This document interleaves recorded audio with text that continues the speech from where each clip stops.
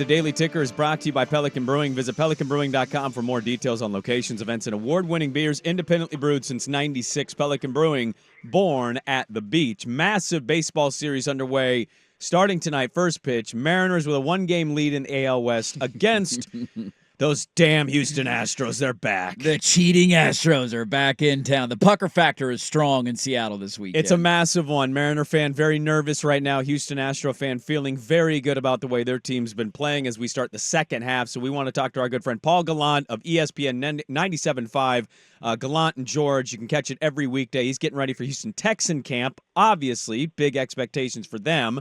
But we'll start with the Mariner series. Paul, good morning. Thanks for hopping on with us. How are you guys feeling over there in Houston about this Mariner Astros series?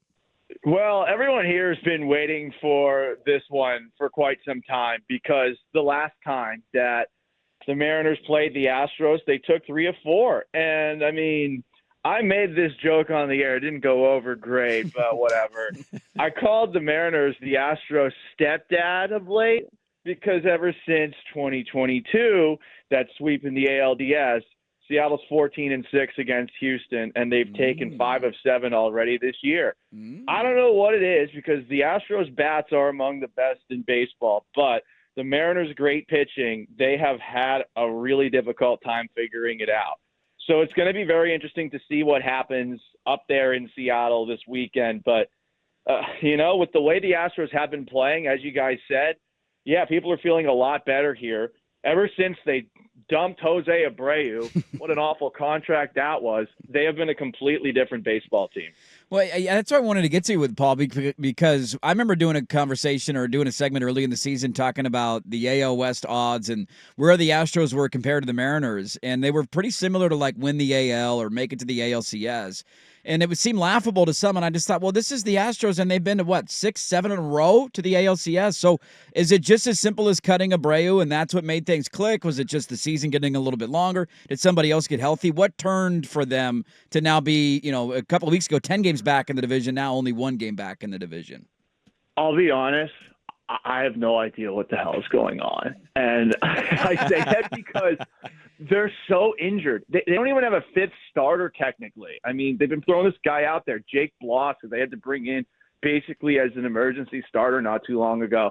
Their pitching is so injured. I mean, going into the year, Ronel Blanco, who's, almost 30, he pitched basically for the first time extended innings in the majors last year coming in for injury, and he's been their ace. Christian Javier's out for the year. Who knows when Justin Verlander is going to come back? I mean, the Astros are one of these teams who have been so vague with their injury reports that they might have said what happened this past Saturday was ear discomfort. I mean, they are so guarded with it, and I think that's what's been most crazy. The Astros lineup has been really good all year long, maybe not so great with runners in scoring position, but their starting pitching is so banged up right now. I really do not know how they are doing what they have been doing. But they deserve a lot of credit because guys like Hunter Brown and Spencer Arrighetti, who were given up 9 spots in 1 inning earlier this year, have settled in and actually become pretty decent starters, if not great starters. It's an early daily ticker for us today, brought to you by Pelican Brewing Company. Visit them at pelicanbrewing.com. Paul Gallant is our guest, ESPN 97.5. Houston and Seattle getting ready for a big series up north. First place on the line because there is a 1-game separation factor here. The Mariners were up 10 games not too long ago.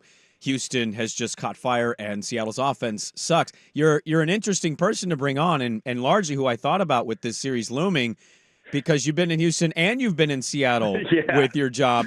I am kind of curious. I know you've been out of Seattle now for some time, but you were there enough to get a feel for that organization. We've talked about them down here in Portland, and Mariner fan is all over the place on how they feel. What do you make of DePoto win 54% of the games, come in here, act surprised by the offense sucking, saying, I thought it was good enough. What's your read on Seattle from when you covered them, and then just kind of keeping an eye on them now that you've been in Houston? Well, as someone who used to be up there, first off, I do want to say shout out to all the Mariners fans up there, because Mariners fans were very cool to me when I was working up there. I have a lot of respect for them. You guys have stuck through a lot of BS with that ownership group, which is a bunch of cheapos. I mean, getting rid of Paul Sewald at the trade deadline last year, I have no idea what that was. This is one of those teams that I know what you're hearing from Jerry Dipoto is really frustrating, and I mean, I would be annoyed with Jerry Dipoto for putting that out there and thinking that would go over well. But I really do think it goes back to John Stanton and that ownership group and what they're actually willing to do.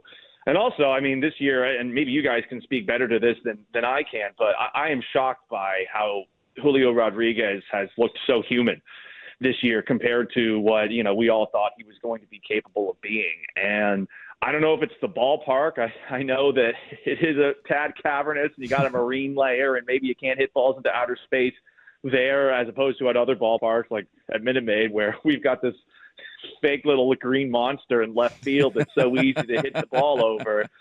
So I couldn't tell you. I will say they've done a great job scouting pitching, and that rotation is, I think, about as scary as it gets in baseball. But, yeah, the real question is how willing are they to win, especially when I really thought back in 22 that even though the Astros swept the Mariners, I thought Seattle challenged them more than any of the teams that they played in the playoffs that year, the Phillies in the World Series and the Yankees in the ALCS. Mm. I want to sneak in one football question since you're on your way to Texans training camp, because I find them maybe the most interesting team in the NFL for me this year. Just the crazy year that C.J. Stroud had as a rookie, immediately putting them into this conversation of, are they ready to contend for a Super Bowl? I know the schedule's going to be more challenging. And I also know the history of the NFL tells us that just because a team took a step doesn't mean that the next year they always take the follow-up step and continue to grow. I'm just curious how you feel about Houston, the expectations that last year were as low as they could be of, hey, rookie quarterback, let's win 4 games. Now it's, are we contending for a Super Bowl? How you feeling about the Texans going into the year? I mean, there's so much sunshine that I don't know how you guys are with compliments. I generally feel uncomfortable when I get complimented, even though I'm an egomaniac that hosts a radio show. Go figure. But sometimes when you get this many compliments, it makes you feel weird. And with Houston as a football town, I mean, this is a city that had a choking dog franchise leave town on it. And it's been in this weird kind of vacuum ever since. And the Texans came in 2002, but this city has never truly loved this team on a level that Seattle does, or the Pacific Northwest loves the Seahawks. It's diehard up there. Here, people have kind of gotten in. Back around 2011, 2012, people were pretty excited. 2018, they had a 9-game winning streak in that season, and fans were not 100% bought in. This is the first time in a really long time where fans seem to be super excited. And how couldn't you be? I mean, you got the former player Nico Ryans, who's head coach, and you got Stroud, and it does feel like the sky is the limit with him. I mean, as someone who grew up watching Tom Brady up in Massachusetts, Stroud's pocket presence is uncanny. It's maybe the best I've seen since Tom Brady. And, I mean, that's something to work on. But, yeah, there's so much compliments going on. I've basically been daring people in Houston. Somebody's got to be the zagger who's going to say, like, these guys suck.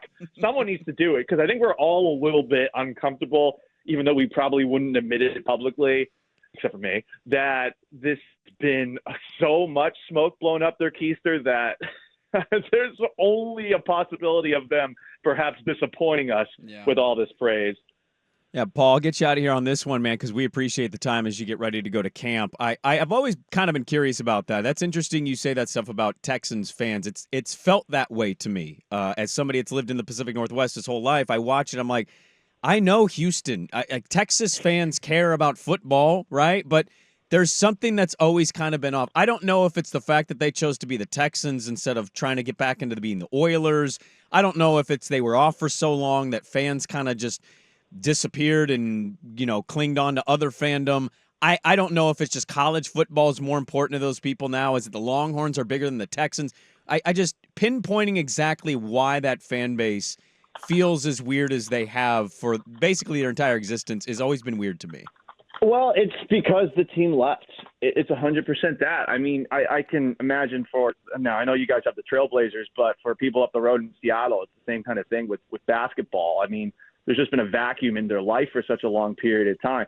For the Oilers leaving, there was a stretch where there was no football here. And with the way that they left, too, it wasn't one of those things where the city was actually upset about it. In the moment, the city actually did not care. It was a really bad breakup. But then eventually you want football again. But, yeah, there's an entire generation of people that are in their 30s, generally about my age, who were growing up and there wasn't an NFL team here. And because of that, they became fans, maybe more so of college football, as you guys said.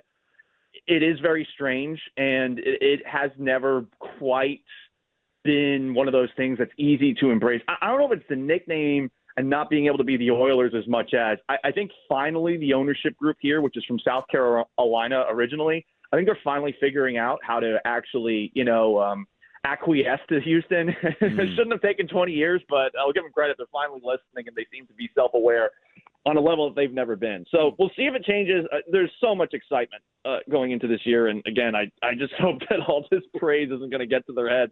They've been talking about avoiding rat poison, but it's one thing to say it. It's another thing to actually avoid it. Absolutely. Good stuff. Paul Gallant, ESPN 97.5 in Houston. Gallant and George daily. Houston Texan camp is about to open. CJ Stroud, very exciting. And a huge baseball series up north, Houston and Seattle. Paul, thanks so much for hopping on with us this morning. We appreciate the flexibility, and hopefully we can catch up with you soon. Yeah, sounds great. Anytime, guys. Have a good weekend. All right, there we go. Good stuff. Paul Gallant. From ESPN 97.5 on an early edition of the Daily Ticker, which is brought to you, of course, by our great friends at Pelican Brewing. Visit pelicanbrewing.com for more details on locations, events, and award-winning beers independently brewed since '96. Pelican Brewing, born at the beach.